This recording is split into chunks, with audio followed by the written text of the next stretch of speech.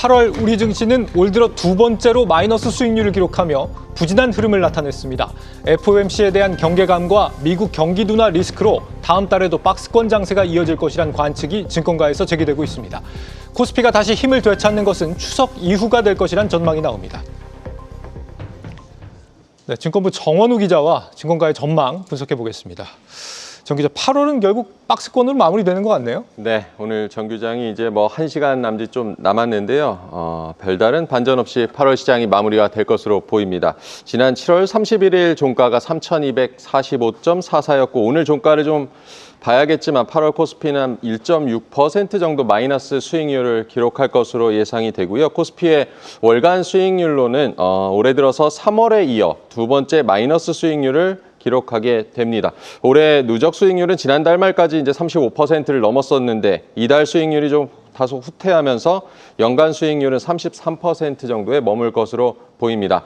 8월만 놓고 본다면 상해 종합지수가 8% 정도, 그리고 일본 니케이 지수가 3.9%로 수익률이 좀 두드러졌고요. S&P 500과 나스닥이 2% 중반대로 좀 선방을 했고, 베트남이나 인도네시아 같은 이런 신흥국들은 수익률이 좀 좋았는데 유럽의 독일이나 프랑스 증시도 대체로 좀 정체된 흐름을 보였습니다. 네, 신흥국 상황이 괜찮았다는 걸 보면은 우리 시장이 유독 부진한 뭔가 이유가 있었다는 얘기 같은데 어떤 점들이 좀 꼽힙니까? 일단은 8월을 다시 돌아보면은 첫 거래일부터 그때 3%대 폭락을 가져왔던 그 세제 개편안에 대한 실망감, 이런 정책 불확실성이 여전히 시장의 상방을 가로막고 있다라는 게 증권가들의 분석이고요. 네. 이후 고점 돌파에 대한 자신감이 떨어지면서 순환매 장세가 펼쳐지고 있다고 볼 수가 있겠습니다.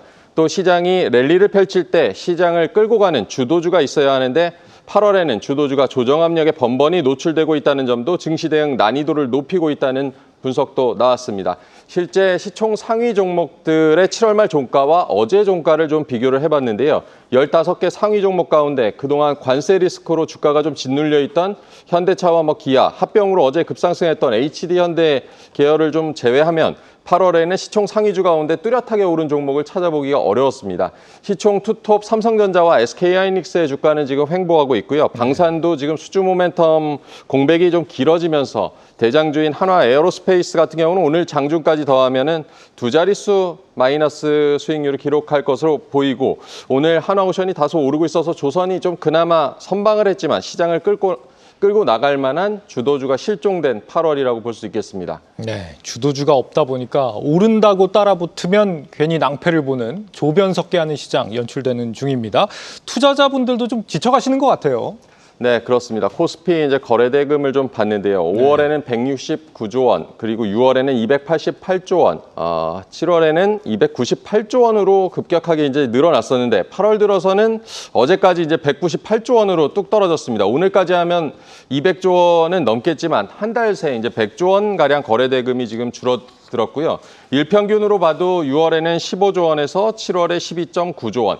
8월에는 10조 원 수준으로 내려앉았습니다. 코스피 수익률이 높았던 6월과 7월에 이제 거래대금이 상당한 수준이었다는 점을 보면 거래대금이 어쨌든 많아야 수익률도 좋을 수 있다는 점을 저희가 확인할 수가 있는데요. 지금 수급적으로도 우리 시장이 좀 어려움을 겪고 있다고 볼 수 있겠습니다. 다음 달에는 좀 활력이 돌아올지 궁금한데 증권가 얘기를 좀 들어봤다고요? 이제 다음 주면 증권사들도 9월 시장 전망을 내놓을 텐데 미리 좀 얘기를 들어봤는데 대체로 이제 9월에도 지금과 같은 박스권 장세가 이어질 것이다라는 전망이 우세합니다. 네. 최근 연준의 금리나 경로에 대한 불확실성이 커지고 있어서 투자자들이 섣불리 움직일 수 없다는 점이 일단 주요 포인트고요. 9월 FOMC를 앞두고 당장 우리 시간으로 오늘 밤에 미국의 7월 PCE나 다음 주 나올 미국의 고용보고서에 대한 경계감이 커지는 양상입니다. 계절적으로도 이 9월은 한국과 미국 모두 이제 부진한 경향이 있었다는 점도 지적이 됩니다. 2000년 이후에 9월 평균 등락률을 보면 코스피는 마이너스 1%, 나스닥 같은 경우는 마이너스 2.1%로 집계가 되는데요. 코스피만 제가 좀 표를 뽑아왔는데 8월부터 9월, 10월까지 좀 부진했다가 11월에 좀 반등해온 추세가 있습니다. 이게 단순히 과거 추이라고도 볼 수는 있지만 이 사실을 알고 있는 투자자들이라면 투자에 적극적으로 나서지 않을 심리적 저항선이 있기도 한 것이고요.